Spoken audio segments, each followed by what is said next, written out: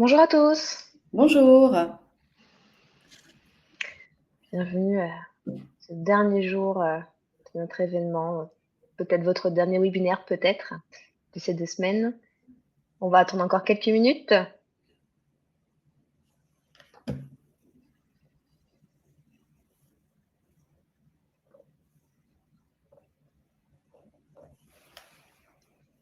pouvez nous écrire d'où vous nous suivez aujourd'hui dans le chat.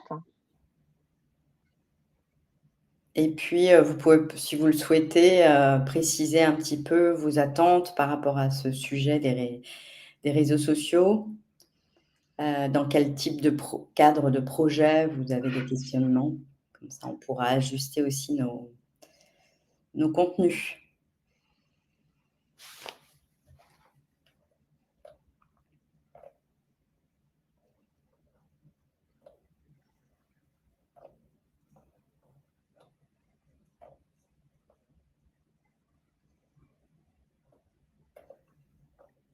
Le temps que tout le monde arrive, hein, vous l'avez bien compris, vous avez un chat pour réagir, commenter, mais aussi poser vos questions.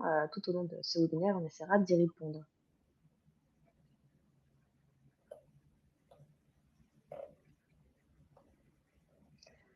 Du Chambéry aujourd'hui.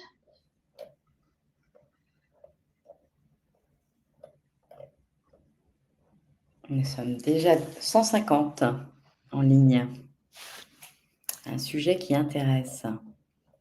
Indre-et-Loire. Alors, il y a effectivement Diane qui nous précise qu'elle veut avoir des informations pour la recherche d'emploi Ouais. et notamment LinkedIn. Comment ça peut effectivement nourrir ce projet-là. LinkedIn, on va en parler justement assez précisément. Isabelle, bonjour Isabelle qui vient de Narbonne. Les Côtes d'Armor en Bretagne, Angers, la Drôme, l'Auvergne. En tout cas, nous, aujourd'hui, on vous suit depuis Rennes. Le Roi de Nantes. Montbéliard, la Corrèze. Bon, on a un champ assez large, on couvre bien. Tout à fait. La Franche-Comté. S'il y a quelqu'un des Drômes qui se manifeste. Mais bon, le matin, c'est un peu compliqué, parce qu'avec le décalage horaire, c'est pas forcément évident. Alors, création d'activités. Les réseaux sociaux pour se faire connaître. Effectivement, on va pouvoir y répondre. Paris, Lille, Bordeaux, Occitanie.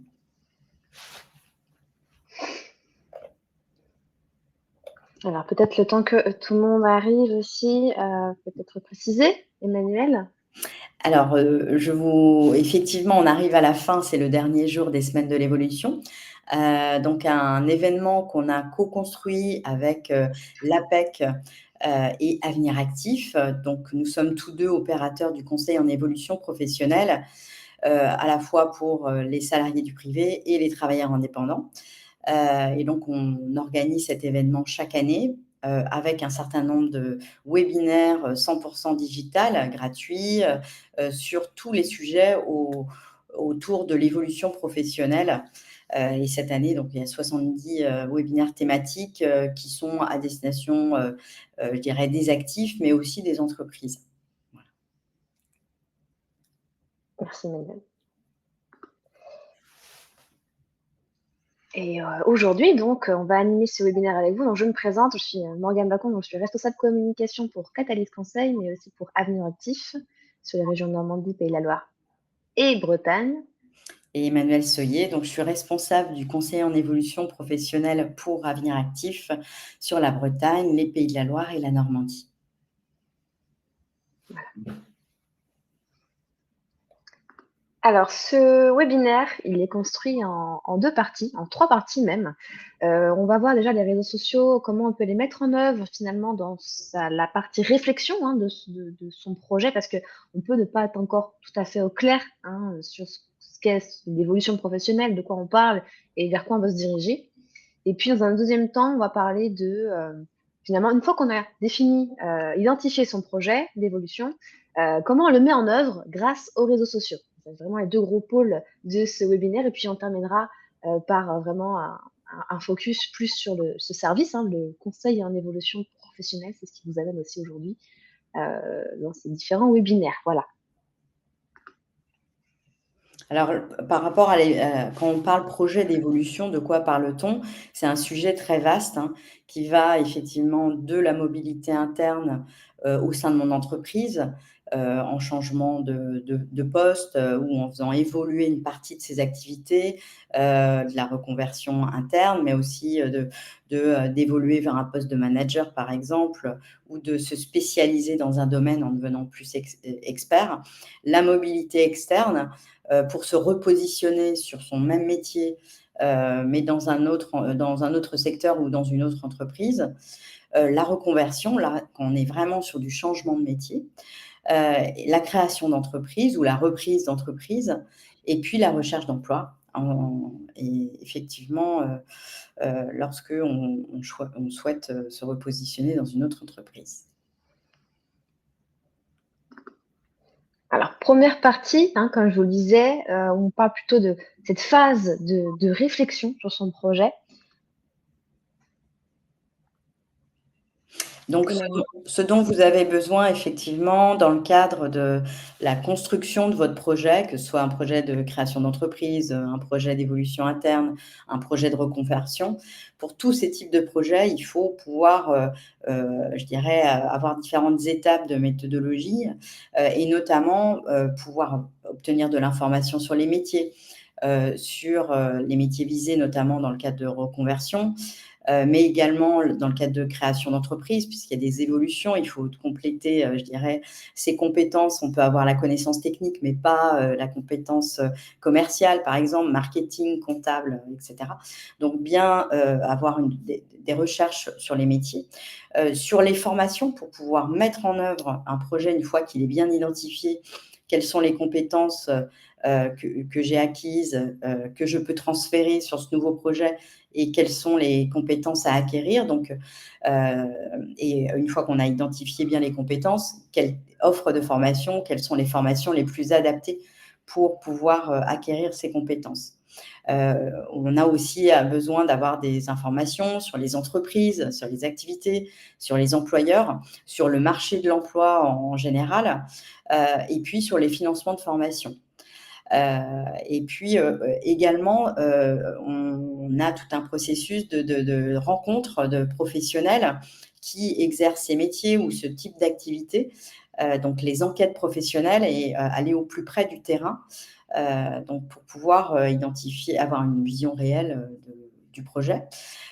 Et également de pouvoir, pourquoi pas, et c'est fortement conseillé, notamment dans les projets de reconversion, faire des périodes de mise en situation professionnelle, d'immersion sur un poste de travail, pendant une journée, une semaine, selon les possibilités et le projet, pour pouvoir valider un projet. L'idée, c'est vraiment de pouvoir explorer tous ces champs, pour avoir une connaissance précise du changement, du gap, de passer d'un statut à un autre, et à pouvoir mettre en place ensuite un plan d'action. C'est ça. Dans cette phase un petit peu de réflexion, il y a différents sites déjà avant de se lancer sur les réseaux sociaux qui existent. Un premier site qu'on peut vous donner, c'est le site de France Travail qui s'appelle Emploi Store. Emploi Store qui est un site assez bien fait, hein, c'est un site un peu ressources de différents, qui va ressourcer différents sites, différentes applications qui peuvent vous aider dans votre réflexion, hein. Ça va donner des informations sur les métiers, sur les formations, sur la création d'entreprise ou même sur les entretiens de recrutement. Voilà, c'est un site que je vous conseille d'aller voir, donc ça s'appelle Emploi Store.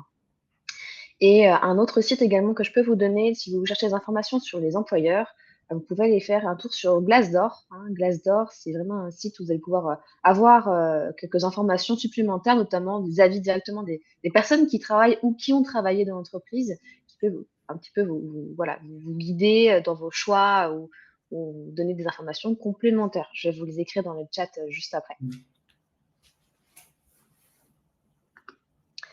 Premier focus, hein, premier réseau social, j'ai envie de dire le plus incontournable, hein, qui va vous intéresser davantage aujourd'hui, c'est LinkedIn, bien évidemment.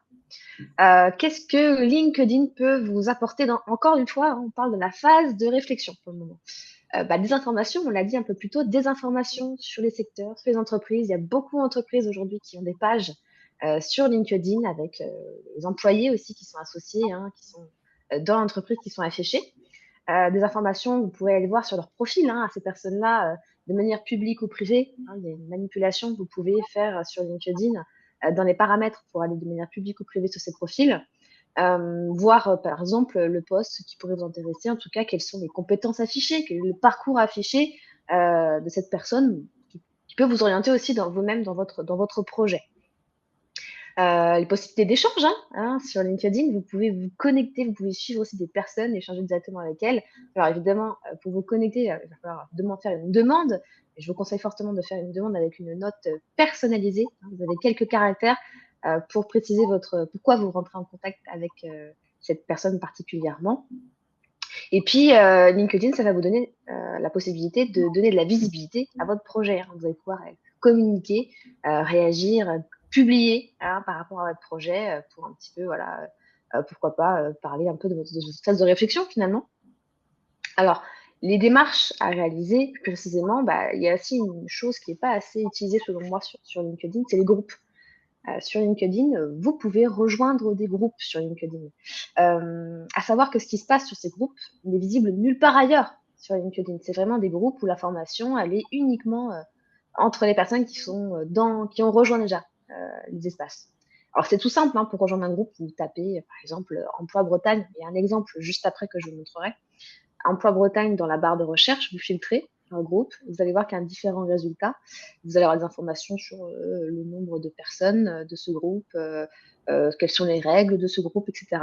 Et vous pouvez rejoindre ces groupes. On parle d'informations, hein, cachées. On parle du marché caché du travail. Ça en fait partie. C'est justement peut-être des opportunités qui sont voilà, pas visibles dans le fil d'actualité LinkedIn, mais uniquement dans ces groupes-là. On vous invite aussi à aller suivre déjà les personnes aussi qui parlent des sujets qui vous intéressent ou qui font partie des entreprises qui vous intéressent dans un premier temps.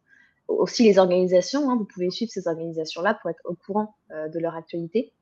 Vous avez aussi la possibilité, hein, d'aller suivre des hashtags. Pourquoi? Souvent, le constat qu'on fait sur LinkedIn, c'est j'y vais pas trop parce que je trouve pas d'informations intéressantes ou mon fil d'actualité m'intéresse pas. Et c'est simplement que vous n'avez pas précisé à LinkedIn ce qui vous intéressait. Et pour ce faire justement, quand vous cliquez sur un hashtag dans une publication, alors vous savez, c'est un symbole dièse suivi d'un mot-clé. Si vous cliquez dessus, vous avez la possibilité de suivre ce hashtag. Et plus vous allez suivre de hashtags pertinents par rapport à votre projet, plus vous aurez un fil d'actualité qui reprendra justement ces mots-clés-là et par rapport à ce qui vous intéresse. Et enfin, entrer en contact, hein, comme je viens de vous le dire, réseauter, aller sur les profils des personnes qui vous intéressent, faites des demandes de connexion et échanger avec ces personnes-là. Peut-être, voilà, simplement, bonjour, j'aimerais échanger sur votre métier. Voilà, je suis dans un projet de reconversion peut-être et j'aimerais en savoir plus sur ce secteur ou ce métier, par exemple. Morgane, il y a une question justement là-dessus. Enfin, il y a eu deux questions, mais Oui, qui ont pu faire des demandes et qui a peu de personnes qui répondent positivement aux sollicitations. ça arrive, évidemment. C'est Mmh. des personnes qui peut-être sont très sollicitées déjà, hein, Mmh. sur LinkedIn. Il n'y a pas de secret, c'est-à-dire que c'est libre à la personne ou pas de vous répondre. Si ça ne fonctionne pas bien, ça ne fonctionne pas, il n'y a pas d'autre moyen. Alors, vous pouvez quand même suivre la personne, ça, il n'y a pas de souci, vous pouvez quand même suivre la personne, commenter peut-être ce qu'elle publie, mais effectivement, si quelqu'un ne vous répond pas à votre demande de connexion, en plus, si vous l'avez personnalisé et qu'elle ne vous répond pas, eh bien, Il n'y a pas voilà, de on peut relance pas à aller. faire, c'était noté On peut essayer une fois, voilà, une mais fois. après ça s'appelle, Oui, oui, tout à fait. voilà. Et puis je pense qu'il faut multiplier les contacts, Mmh. et puis être très, dans la personnalisation. C'est-à-dire bien expliquer, Oui. les démarches la démarche dans laquelle vous êtes et que ce soit vraiment très personnel. Il faut aussi fibrer, Mmh. enfin, je dirais, faire passer aussi, l'émotionnel peut-être dans les messages pour que Effectivement. les acteurs puissent répondre. Alors, je vois aussi une question sur LinkedIn, faut-il prendre la version payante? Alors ça, c'est une question qui revient assez régulièrement. Il y a une version premium, hein, de LinkedIn, intéressante. Vous pouvez toujours tester la version d'essai de 30 jours de mémoire. Heu ça donne des informations en plus, notamment quand on est en train de postuler à des offres d'emploi, pour savoir voilà, le profil des candidats qui ont peut-être déjà postulé à une offre d'emploi, par exemple. Après, aujourd'hui, je trouve que la version gratuite, par rapport à votre utilisation aujourd'hui, euh, je trouve ça déjà très bien fait. C'est-à-dire qu'il y a beaucoup d'outils déjà à notre disposition, beaucoup de fonctionnalités à notre disposition qui sont, à mon sens, suffisantes aujourd'hui dans un projet, enfin voilà, dans l'utilisation de tout à chacun. Quand il y a besoin d'aller plus loin, effectivement, quand on a des objectifs aussi à atteindre, pourquoi pas, hein, essayer. Mais la version gratuite aujourd'hui, elle est quand même très bien faite. Mmh. Et alors, il y a des Tant qu'on est questions, sur une... heu, Oui. est-ce que c'est pertinent dans les métiers de l'artisanat? Ça peut, enfin, il faut aller regarder. Il y a pas de secteurs qui sont plus propices que d'autres et ça dépend vraiment de la volonté des personnes aussi d'être actifs sur ces réseaux-là. Aujourd'hui, il y a même des personnes qui sont dans la plomberie, hein, qui se lancent sur LinkedIn et au contraire, ça marche très bien parce qu'on n'a pas l'habitude de ce genre de profil et ils se démarquent beaucoup. Voilà. Mmh. Je peux vous donner un nouveau site aussi, parce que je vous donne plein de petites astuces. Ça s'appelle le Social Selling Index. Je vais pouvoir vous l'écrire dans le chat. C'est un site qui va... Oh là là, je vous l'écris, Social Selling Index, voilà. Ça va vous permettre d'obtenir votre score aujourd'hui sur LinkedIn sur 100. Alors, un score à prendre avec des pincettes, hein, parce que quand on se lance en général sur LinkedIn et qu'on va aller voir son score, on est plutôt autour de 20, 30 peut-être sur 100, ce qui n'est pas dramatique. Mais ce qui est intéressant sur ce site, c'est d'aller regarder la note qui s'affiche juste en dessous. Il y a deux autres notes. C'est la note moyenne des personnes qui sont dans votre réseau et la note moyenne des personnes qui sont dans votre secteur activité. Ça va vous servir de comparatif, finalement, ce site. Surtout si vous visez aujourd'hui un nouveau secteur, vous mettez à jour votre profil LinkedIn par rapport à ce nouveau secteur et vous allez pouvoir voir, dans ce secteur-là, comment c'est actif sur LinkedIn. Est-ce que je suis plus ou moins dans la moyenne de mon secteur ou un peu plus ou un peu moins? Et pareil, par rapport à mon réseau, est-ce que je suis un peu plus ou un petit peu moins que mon réseau? Voilà, c'est juste à titre informatif, ça existe, c'est gratuit. Il faut juste avoir un compte LinkedIn et vous pouvez obtenir votre score gratuitement via ce site internet.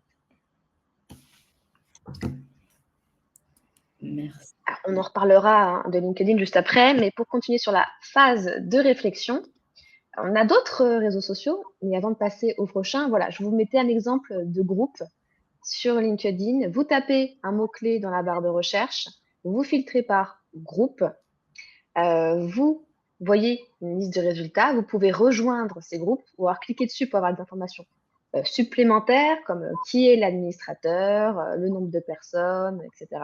Une fois que vous cliquez sur rejoindre, c'est l'administrateur qui a la main de vous faire accéder au groupe. Et une fois que c'est fait, vous aurez accès au contenu, mais aussi à la liste de tous les membres de ce groupe. Et ça, c'est assez intéressant pour vous, peut-être pour vous connecter, envoyer des messages à ces personnes-là parce que vous faites partie du même groupe. Voilà. Ouais, ça peut être un 1er filtre, qui permet de rentrer plus facilement en contact avec des personnes, quoi. Mmh, le groupe. Exactement. Second réseau social, Facebook. Et oui, oui, c'est Facebook, ça reste quand même un réseau social intéressant à utiliser quand même. Dans quel sens Facebook peut vous apporter aussi des retours d'expérience parce qu'il existe également sur Facebook des groupes. Et oui, il y a aussi des groupes sur Facebook que vous pouvez rejoindre, pareil, pour obtenir des retours d'expérience, discuter avec d'autres personnes de leur retour voilà, sur ce métier, par exemple, ou ce secteur. Ça peut être un autre canal, sachant que Facebook, il y a encore beaucoup de petites structures et d'associations notamment qui sont largement présents sur Facebook. Peut-être même pas sur LinkedIn, mais en tout cas sur Facebook. Donc si voilà votre orientation de projet, c'est plutôt dans ce type de structure, Facebook peut être très intéressant pour vous. Donc rejoignez ces groupes-là, posez vos questions, échangez, et puis demandez des conseils, des retours d'expérience. Pour les groupes, j'ai un exemple également. Vous tapez le mot-clé, encore une fois, dans la barre de recherche. Vous filtrez bien groupe, et puis vous allez avoir différents choix de groupes que vous pouvez rejoindre. Là, on a un groupe sur la reconversion et la reprise d'études qui peut être intéressant de rejoindre sur Facebook. X, ou autrement Twitter, encore du mal à dire X, on est plutôt tendance à encore parler de Twitter. Qu'est-ce que ça peut vous apporter? C'est un réseau social encore très différent, on est plus dans l'instantanéité. Encore une fois, petit avertissement quand même, faire attention aux informations qui circulent, hein. Il y a beaucoup de ça va tellement vite que parfois il faut un peu vérifier l'information tout de même, mais ça peut vous donner néanmoins, une vision sur les tendances et sur le marché, qui est assez rapide, hein, très instantané. Encore une fois, on parle de ça dans ce cas-là. Mais il y a aussi un large réseau encore de professionnels, hein, sur Twitter, notamment beaucoup de décideurs, de chefs d'entreprise, de PDG qui sont présents plus sur Twitter que sur LinkedIn même. Donc c'est intéressant d'aller voir ce qui s'y passe, et notamment parce que, pareil, vous pouvez aller utiliser des hashtags pour vos recherches, poser des questions, suivre des personnes, mais aussi participer à des conversations directement sur Twitter, ça va assez vite. Et il y a une fonction très intéressante, hein, pour faire votre veille finalement sur Twitter, pardon. Vous pouvez créer des listes. Voilà, vous créez des listes, j'ai un exemple juste après, par rapport au sujet qui vous intéresse. Il y a des listes prédéfinies que vous pouvez suivre, mais aussi vous pouvez créer vos propres listes pour organiser votre veille justement sur Twitter. Je vous montre un petit exemple. Par exemple, vous allez sur X, vous allez dans le menu à droite, ou à gauche, pardon, vous cliquez sur les 3 petits points plus, vous sélectionnez liste, et là, vous avez la possibilité de suivre des listes prédéfinies, ou alors, avec le petit bouton en haut à droite, de créer votre propre liste avec les mots-clés qui vous intéressent pour finalement organiser votre veille sur Twitter, sur X, comme vous voulez. Alors, on ne peut pas être présent efficacement en même temps sur tous les réseaux, je suppose. Lequel privilégier dans quel cas? Alors, tout dépend encore une fois de ce que vous voulez en faire. Alors, évidemment, là, on vous donne des réseaux sociaux. C'est pas la peine d'être sur tous ces réseaux sociaux-là. Allez voir ce qui déjà, vous avez peut-être plus d'affinité pour l'un ou pour l'autre, hein. On entend très bien que Facebook, peut-être que c'est plus perso, hein, personnel, voilà. On entend très bien que Twitter, peut-être que certaines personnes ne veulent pas du tout aller dessus. Il c'est plutôt, vous qui allez juger ce qui est mieux. Encore une fois, là, on est dans la phase de réflexion, donc c'est plutôt vous qui allez, ça veut dire naviguer au gré de vos envies sur l'un ou sur l'autre. LinkedIn, évidemment, reste incontournable. Vraiment, ça, je le recommande particulièrement. Facebook, c'est en fonction, voilà, on vous l'a dit, ça peut être des petites structures et des associations qui sont intéressantes. X, c'est plus pour la tendance de la veille, plus pour certains métiers aussi, hein, plus peut-être dans les métiers communication digitale, commerce, ce genre de choses. Et puis j'ai pas terminé, il en reste encore un ou deux encore à balayer, mais c'est vraiment plutôt là, dans cette phase de réflexion, c'est plutôt par rapport à vos affinités aussi. Mmh. Je termine avec les 2 derniers de cette phase de réflexion, c'est Instagram et Pinterest. Et oui, parce qu'on ne fonctionne pas tous pareil et que parfois dans cette phase de réflexion, on a besoin d'images, on a besoin de voir pour s'inspirer. Et bien ça sert à ça, ces 2 réseaux sociaux-là, pour s'inspirer, créer un petit peu, on parle de tableau d'inspiration, de vision board. Et comment ça fonctionne? Bah, là encore, naviguer. Naviguer au gré de vos envies, taper des mots-clés, voyez ce qui ressort. Il peut y avoir des vidéos, il peut y avoir des images, il peut y avoir plein de choses finalement, des témoignages qui peuvent être intéressantes d'aller regarder. Vous allez trouver des citations aussi, et vous pouvez également suivre des pages d'entreprises parce que, oh oui, encore une fois, il y a encore beaucoup d'entreprises qui sont présentes, notamment sur Instagram. Mmh. C'est aussi une source d'information supplémentaire pour vous dans votre veille. Mmh. Je peux vous montrer un exemple, hein, sur Instagram. Par exemple, vous tapez hashtag reconversion dans la barre de recherche, vous allez voir qu'il y a un certain nombre de publications par thématique, et vous allez avoir des publications qui utilisent ces hashtags-là. Donc, on voit des images, des inspirations, des citations, des vidéos que vous pouvez visionner, hein, peut-être pour vous inspirer. Mmh. Idem pour Pinterest. Alors là, ça va être des jeux d'épingles. Vous allez épingler les cartes, les visuels qui vous inspirent pour vous aider dans votre réflexion. Et tu parles pas de TikTok, Morgane? Je pense que J'en parle pas, mais on peut pas parler de tous les réseaux. On pourrait parler de Twitch aussi. Il y en a plein des réseaux sociaux. ouais. TikTok en fait partie, effectivement. Pourquoi pas? Encore une fois, là, c'est des réseaux exhaustifs. Il y en a plein d'autres. Ce sont les principaux, mais effectivement, TikTok peut aussi être un réseau social intéressant, hein. Par exemple, vous tapez encore une fois un mot-clé, vous voyez ce qui ressort, et puis naviguer. De toute façon, là encore, c'est la phase de réflexion. Allez où vous voulez sur les réseaux où vous avez le plus d'affinité par rapport à ça. Merci Morgane. Là, c'est tout ce qu'on pouvait dire dans la phase de réflexion. Alors, Encore une fois, la réflexion. C'est pas vous allez publier, non, c'est juste vous vous inspirez, regardez ce qui se passe, regardez ce qui se dit. Maintenant qu'on a fait cette analyse, cette veille, qu'on a une idée plus précise de votre projet, et vous savez, c'est une reconversion, c'est une recherche d'emploi, non, je vais bouger dans ma boîte, je vais évoluer dans ma boîte, on va pouvoir, voilà, excusez-moi, il y a eu un écho, rentrer vraiment dans la mise en œuvre et comment utiliser les réseaux sociaux dans cette mise en œuvre. Donc là, sur cette deuxième phase, effectivement, l'idée, c'est de vous professionnaliser sur vos réseaux. Donc déjà, pouvoir analyser votre e-réputation en faisant des recherches par rapport avec votre nom, votre prénom. Vous pouvez avoir des éléments. Ce que tu as indiqué là, je viens de le faire sur LinkedIn social, ces lignes index, c'est intéressant. Oui. De voir ce qu'on touche par rapport à son secteur, etc. Je vous conseille de le faire, je ne connaissais pas. Merci Morgane. Et puis vérifier qu'il n'y a pas de problématique par rapport à votre e-réputation, notamment si vous êtes en recherche d'emploi, mais de toute façon dans toutes les situations. Faire attention à son image et ce qu'on peut véhiculer globalement sur les réseaux. Faire attention aussi à la photo de profil, hein, que ce soit une photo souriante, engageante, etc.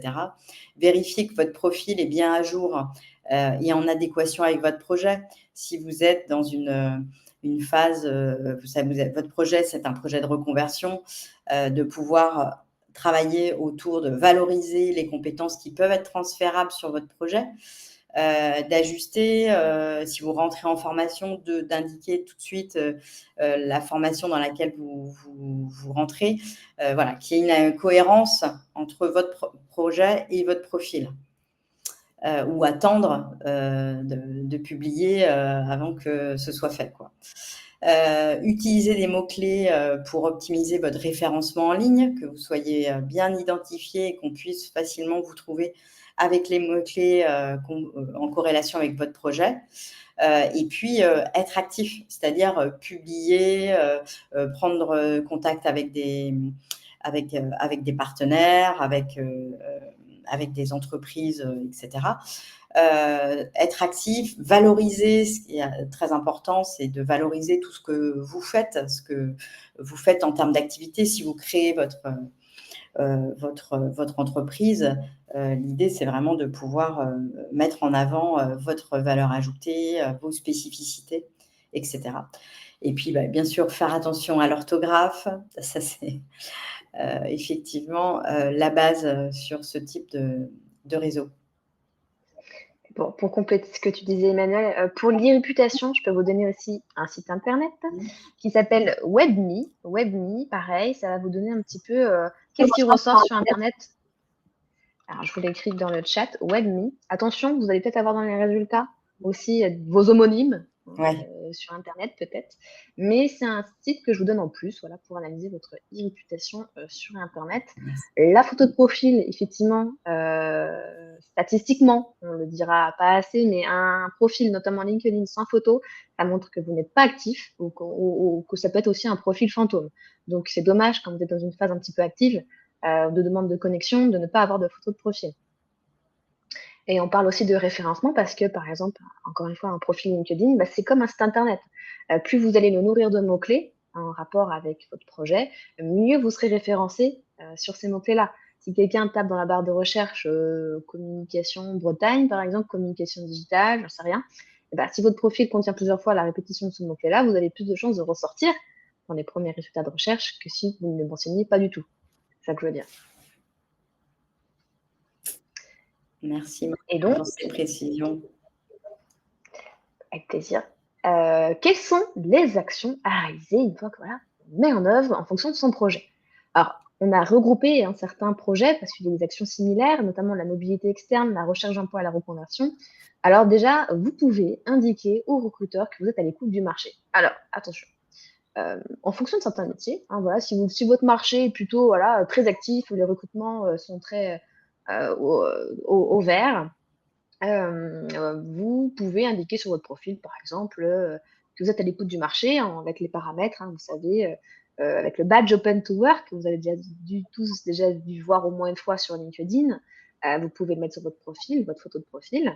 En revanche, si vous êtes dans un secteur un peu compliqué, un peu fermé, où les opportunités sont assez rares ou alors pas aussi fréquentes que d'autres secteurs, et vous êtes aussi dans une stratégie plutôt de réseautage, on ne vous conseillera pas de mettre ce badge vert sur votre profil, mais plutôt de l'activer uniquement pour les recruteurs. Vous avez l'option sur LinkedIn d'activer ce badge uniquement pour les recruteurs ou alors pour tout le monde.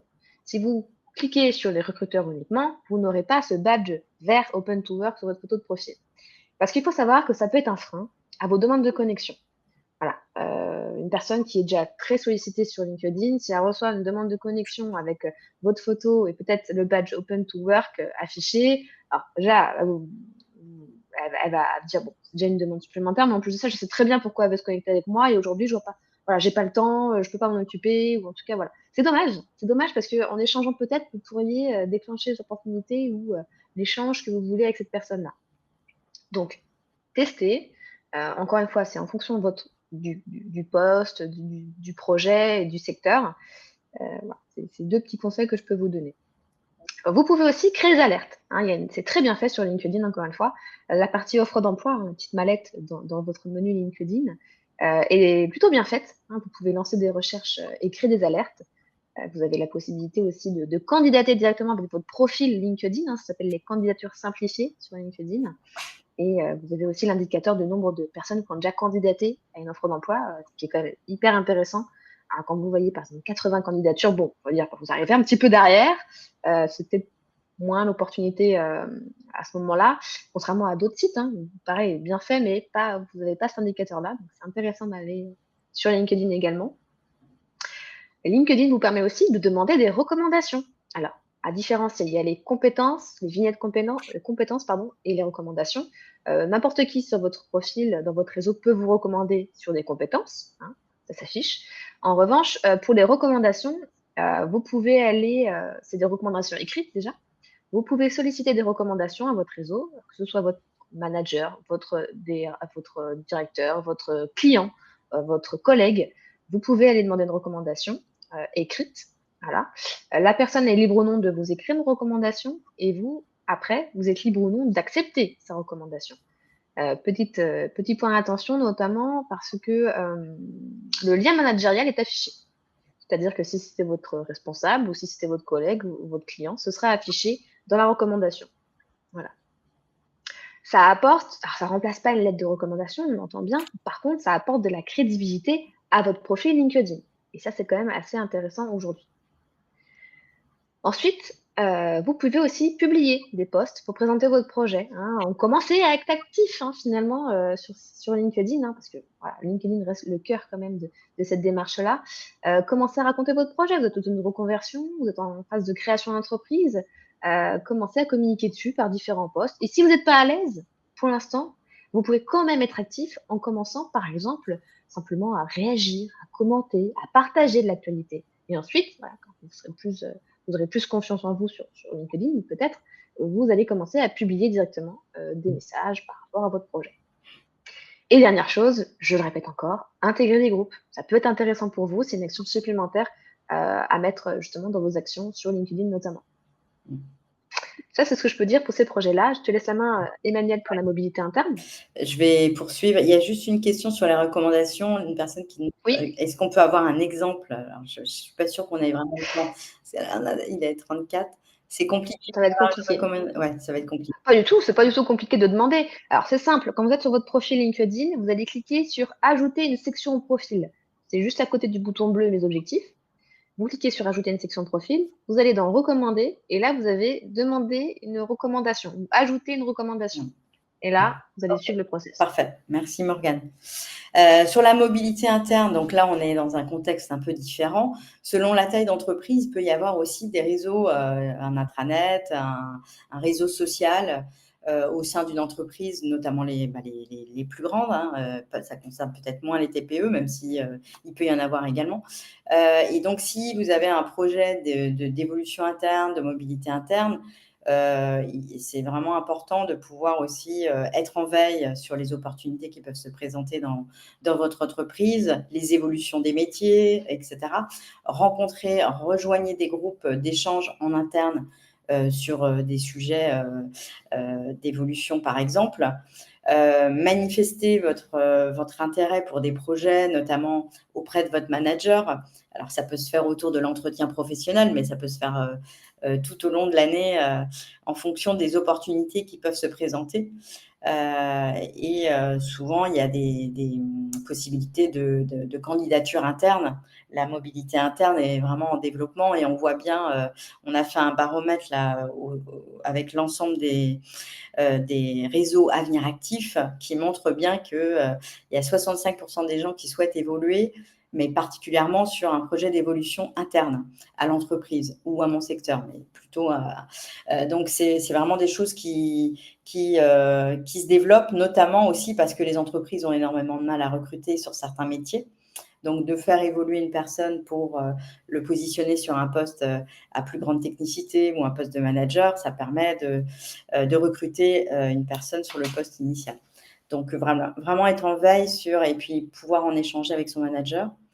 Et développer aussi, lorsqu'on accompagne des projets d'évolution interne, on conseille aussi de faire des interviews métiers, comme on le fait sur de l'externe, auprès de managers ou auprès de salariés occupant ces postes-là. Donc, vraiment l'idée de pouvoir avoir une vision plus précise du métier, des conditions de travail, etc.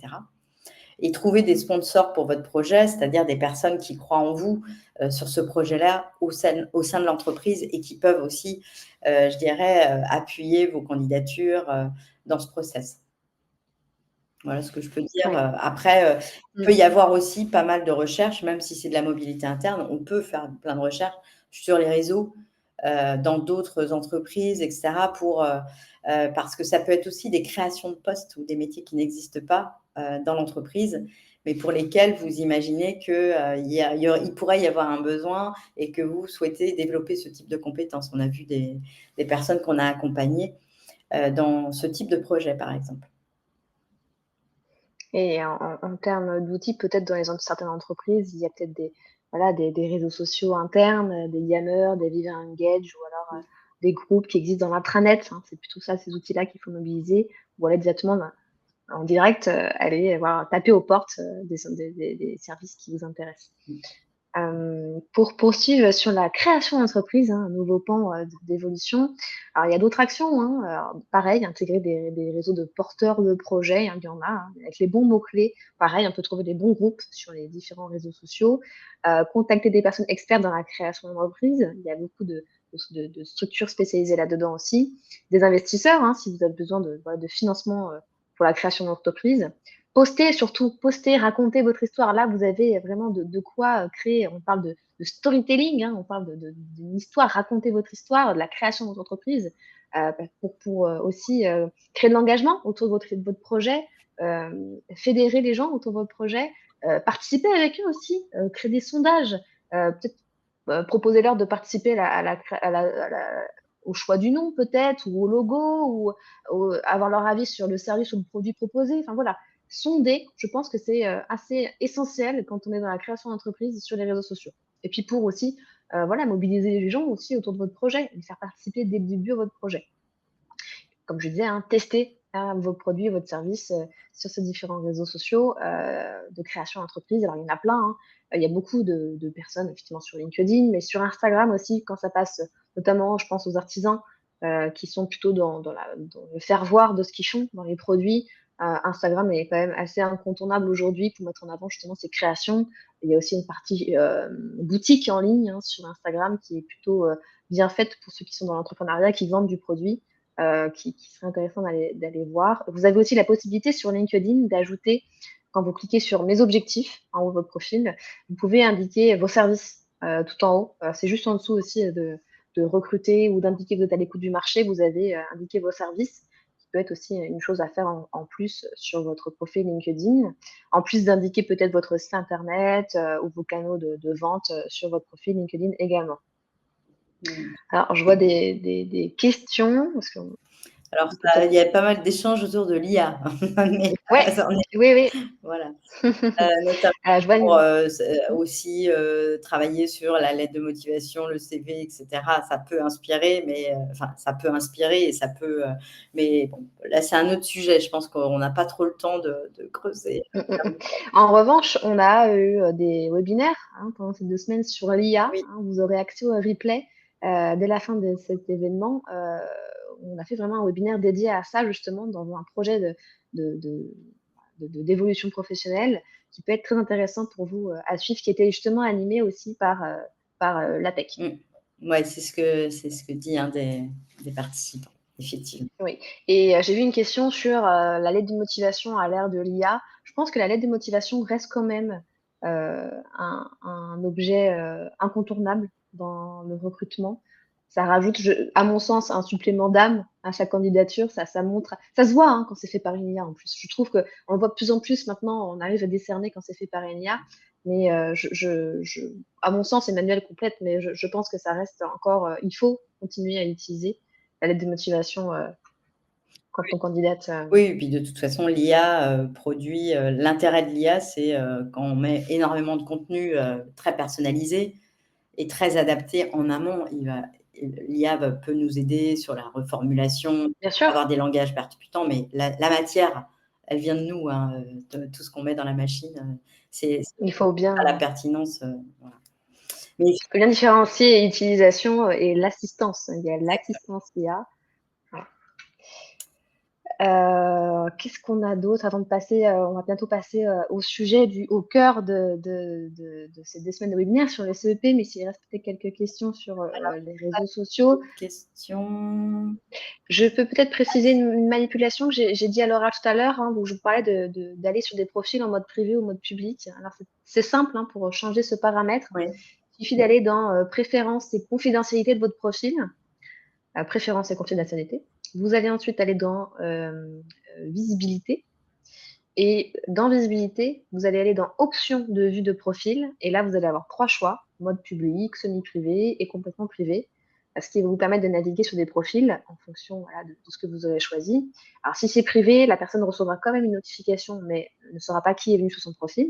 En revanche, ça ne fonctionne pas quand vous allez sur le profil d'une personne premium. Voilà. mmh, Puis c'est simple de savoir, la personne a un petit icône doré, LinkedIn, c'est les premium. Voilà. Mais après, vous avez tout intérêt à rester visible quand vous allez sur les profils de personnes RH ou de recruteurs. mmh, Mais si vous voulez faire un peu de veille sur quelles sont les compétences affichées, le parcours de formation de la personne qui a un poste similaire à ce que vous recherchez et que vous ne souhaitez pas envoyer de notification particulière, vous pouvez passer en mode privé. mmh.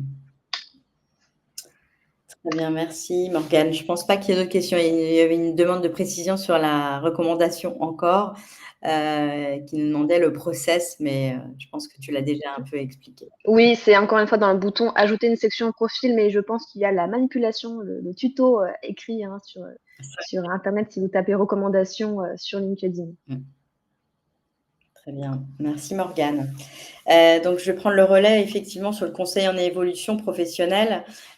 Donc c'est un service public et accessible à tous, quel que soit son âge, hein. Dès que, on rentre dans la vie active, même en tant qu'alternant, on peut bénéficier du CEP jusqu'à la retraite et pour, je dirais un champ de questionnement qui est très large.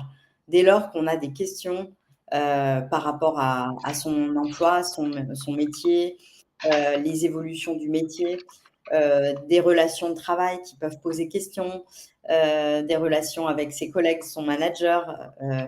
C'est vrai qu'on est très identifié sur l'accompagnement, à la reconversion, mais on peut être sollicité aujourd'hui aussi pour prendre du recul sur cette situation professionnelle qui peut questionner, sans avoir de projet et ça, c'est vraiment important que le CEP puisse être identifié comme un espace de conseil, pour ce type de situation.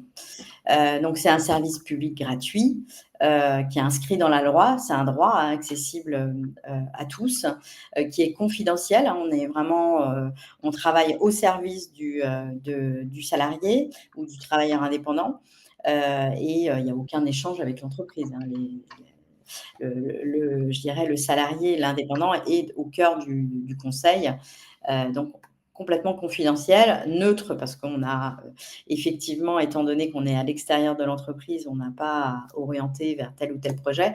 On accompagne le bénéficiaire vraiment dans la co-construction de son projet et c'est le bénéficiaire qui décide de mettre en œuvre les différentes stratégies qu'on aura identifiées ensemble. Accessible parce qu'on a je dirais un maillage territorial très important où en moyenne un salarié peut trouver un site Avenir Actif et puis notamment pour les salariés à je dirais 20 minutes de son lieu de travail ou de vie ou de vie. Et puis impartial, étant donné que effectivement on n'a pas à vendre d'autres prestations. On est là vraiment pour faire du conseil au regard de la situation professionnelle. Donc, vous voyez ici, je le disais tout à l'heure, on peut activer le CEP tout au long de sa vie professionnelle, quel que soit son statut. Ça veut dire que, si au cours de son parcours, on a une phase, où on est, demandeur d'emploi, c'est France Travail qui assure, le CEP pour les demandeurs d'emploi. C'est l'APEC qui assure les CEP pour, les cadres et aussi les jeunes diplômés qui sont en recherche d'emploi. Les cadres qui sont en statut salarié ou demandeur d'emploi. Avenir Actif, notre réseau, on accompagne les salariés du privé et les travailleurs indépendants. Les missions locales accompagnent les jeunes de moins de 26 ans et Cap Emploi accompagne les personnes reconnues travailleurs handicapés, qu'ils soient salariés, enfin qu'ils soient plutôt demandeurs d'emploi. Et lorsqu'ils sont salariés, ça dépend effectivement si le projet, si la situation de santé doit être prise en compte, parce que c'est vraiment le frein principal pour mettre en place un projet de reconversion, d'évolution interne. Là, c'est plutôt Cap Emploi qui va les accompagner. Par contre, Avenir Actif accompagne également des salariés qui ont une reconnaissance travailleur handicapé, mais dont je dirais la situation de santé est stable et ne nécessite pas d'aller travailler particulièrement cette question-là. Donc, vous voyez ici, je dirais, les différents objectifs, mais il y en a d'autres, ils n'y sont pas tous. C'est toutes les questions d'évolution professionnelle au sens large, le développement des compétences dès lors qu'on a un projet de formation, qu'elle soit courte, d'adaptation en entreprise ou longue. On peut accompagner effectivement pour la recherche, pour l'identification des compétences à développer, de l'identification de l'offre de formation la plus adaptée, du diplôme. Est-ce que c'est une partie du diplôme, ou la certification complète? Et identifier l'organisme de formation le plus adapté au regard du projet et les financements. Au cofinancement, on a un certain nombre de dispositifs qui existent pour financer la formation, soit, je dirais, via le CPF de la personne, mais également du cofinancement avec son entreprise. Dans des projets de reconversion, il y a des financements spécifiques et on accompagne dans les demandes de financement dans ce type de projet. Donc on accompagne effectivement des projets de reconversion, de transition professionnelle dans l'identification du projet, l'identification de la formation et l'appui à la demande de financement, notamment auprès de Transition Pro. Il y a énormément je dirais de personnes, on est à plus de 80% des personnes qui passent par un CEP pour se donner le maximum de chances d'obtenir un financement dans le cadre d'une reconversion. La reprise ou la création d'entreprise, de la même manière, on accompagne également des personnes qui peuvent avoir ce type de projet pour l'élaboration du projet, donc aussi en lien avec les acteurs de la création d'entreprise et notamment dans le cadre de dispositifs d'émission reconversion. Donc, il y a un dispositif qui permet de démissionner et de prétendre droit au chômage sous réserve que le projet soit validé. Donc, dans le cadre de ce dispositif d'émission pour création d'entreprise, il y a un passage obligatoire vers le conseiller en évolution professionnelle pour valider ce projet et faire les demandes de validation ensuite auprès de la commission Transition Pro. Donc tout ce qui concerne l'obtention d'une certification, donc soit via de la formation, mais également soit de la VAE. Donc on peut effectivement mixer aussi VAE et formation. Donc c'est toute la construction du parcours, l'ingénierie de parcours qui va être le plus adaptée à la personne. Et puis, comme je le disais tout à l'heure, tous les projets de mobilité interne pour évoluer sur un poste de manager ou devenir expert dans un domaine, ou de mobilité externe, rester sur son cœur de métier, mais aller candidater en entreprise. Donc on accompagne aussi tous les projets de recherche d'emploi pour les salariés, notamment. Je sais pas, je regarde vite fait les questions. Alors comment, je dirais qu'il y a 2 grandes phases. Donc en amont, de rentrer dans le service, il y a effectivement une plateforme téléphonique qui vous permet de prendre rendez-vous, d'avoir de l'information sur le service, de vérifier que vous êtes bien éligible, sur le service et que c'est bien le bon opérateur, Avenir Actif qui peut vous accompagner, ou l'APEC, et cetera. Et ensuite, une fois que vous rentrez dans le service, vous avez un premier niveau de conseil personnalisé. Donc, c'est un entretien avec un conseiller qui va vous permettre d'exprimer votre demande, le contexte, votre besoin, d'analyser votre situation professionnelle, les projets que vous avez en tête, si vous en avez, de pouvoir aussi vous donner un premier niveau d'information sur les démarches à enclencher. Et puis en fonction de la situation, vous proposer un accompagnement personnalisé. Donc là, qui est vraiment complètement à la carte. On peut recevoir des personnes en accompagnement personnalisé avec 2 entretiens et puis sur un temps assez court, qui peut durer 1 mois par exemple, et puis d'autres personnes qu'on va accompagner pendant plus de 6 mois pour élaborer leur projet, parce que ce sont des projets qui nécessitent plus de temps pour maturer, et cetera, et faire les demandes de financement et accompagner à la mise en œuvre. On a juste, une personne qui nous a précisé que le CV peut renvoyer vers un bilan de compétences, Tout effectivement. à fait. Il y a, donc le CEP travaille jamais seul, hein. On travaille avec tout l'écosystème, de l'emploi, de la formation, donc notamment les acteurs de la création d'entreprise. Une personne qui, a vraiment besoin et souhaite prendre le temps, de travailler sur ses compétences, qui a aucun projet, le bilan de compétences peut être vraiment, utile pour certaines personnes, et donc on peut l'accompagner dans, les démarches pour identifier le centre de bilan qui va lui correspondre, et puis les demandes de financement qui peuvent y être associées. Et puis en aval du bilan de compétences, la personne peut revenir en CEP pour notamment, par exemple, mettre en place une PMSMP pour tester un métier sur un projet. Ça peut se faire en articulation avec des centres de bilan de compétences. Lors d'une immersion en entreprise, mais aussi sur l'aval, une fois que le projet est bien stabilisé, faire la demande de financement. On peut prendre le relais après un bilan de compétences. Et puis ensuite, je dirais, la recherche d'emploi post-formation, par exemple. Je ne sais pas s'il y a d'autres questions. Mmh, non. Non, pas d'autres questions. Et donc, si je voulais quand même préciser que les modalités d'accompagnement, c'est des entretiens individuels, mais il y a aussi effectivement des ateliers qui peuvent être proposés à la fois par l'APEC et puis par Avenir Actif. De l'accès à beaucoup de ressources sur nos plateformes digitales où il y a à la fois des activités pour travailler sur ses compétences, pour travailler sur son CV, sa lettre de motivation, rechercher une formation, enfin plein de ressources sur une plateforme. Et puis de l'information sur comment mettre en place une PMSMP, par exemple, pour pouvoir faire un stage en entreprise. Donc il y a toute une base d'informations qui est accessible pour les bénéficiaires du CEP. Voilà. Et donc vous avez ici, le site internet national qui recense tous les opérateurs qui interviennent au niveau du conseil en évolution professionnelle. moncep.org, et vous pourrez cliquer votre situation professionnelle principale, si vous êtes demandeur d'emploi, votre localisation, et le rayon géographique où vous pouvez trouver un opérateur, un conseiller en évolution professionnelle.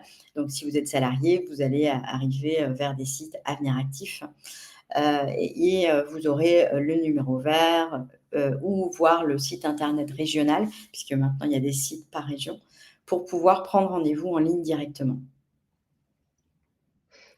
Voilà, je vois qu'il y a des personnes qui ont mis le site de l'immersion facile.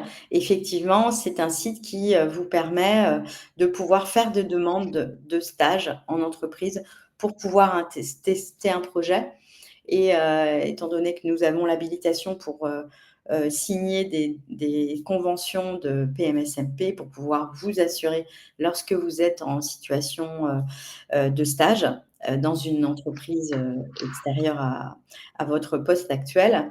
Dans l'immersion facilitée, vous trouverez Avenir Actif, les sites Avenir Actif avec lesquels vous pouvez, signer des conventions, de PMSMP. Voilà, je pense on arrive à la fin. Oui, on arrive à la fin. Je dirais pour conclure sur les réseaux sociaux notamment, euh, on vous a donné beaucoup de sites, on vous a donné beaucoup de réseaux sociaux, beaucoup de démarches à réaliser. Maintenant, je dirais que ne vous forcez pas à être présent partout et à tout faire en même temps. Allez-y à votre rythme déjà. Identifiez ce qui est plus pertinent par rapport à votre projet, mais aussi par rapport à vous, hein, dans votre habitude. Euh, Allez-y à votre rythme. Il n'y a pas besoin de publier non plus tout le temps, incessamment. Voilà, allez-y régulièrement déjà, dans un premier temps, à votre rythme, régulièrement. Et puis trouvez ce qui marchera bien pour vous. Et puis si vous avez besoin de conseils supplémentaires par rapport à votre projet ou les outils que vous utilisez, bah, prenez rendez-vous avec un conseiller en évolution professionnelle. Eux aussi pourront vous guider dans votre démarche, dans votre projet. Peut-être des choses auxquelles vous n'auriez pas pensé ou pour aller plus loin finalement que l'utilisation des réseaux sociaux. Voilà, sur le site hein, moncp.org pour trouver le bon opérateur. Mmh. Merci à tous. Vous êtes encore 182 à l'issue de ce webinaire et puis bon projet. Très bonne journée à tous et bon week-end en perspective.